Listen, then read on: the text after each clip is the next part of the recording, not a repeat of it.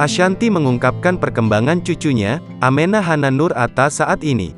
Ashanty menilai bahwa Amenah Hana Nur Atta adalah anak yang cerdas. Dikutip dari YouTube Intense Investigasi Selasa, tanggal 20 September tahun 2022, Ashanty memberikan penjelasan. "Aduh, dia tuh cerdas banget. Kemarin aku kasih suara-suara binatang, dia ngikutin.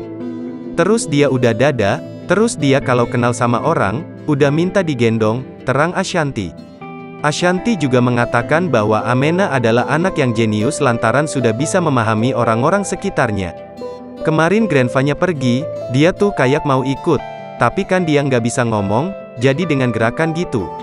Anak ini jenius banget, dia tahu siapa neneknya, kakeknya, papa mamanya, tambahnya. Bahkan, Amenah tidak rewel saat digendong orang lain yang bukan anggota keluarganya.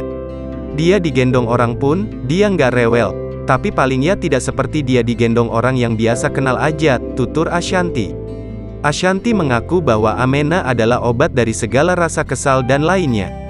Amenah itu anak luar biasa, mungkin karena cucu ya, jadi kayak lagi bete, lagi stres, lagi kesel, lihat dia itu langsung hilang gitu, obat dia tuh, tutup Ashanty.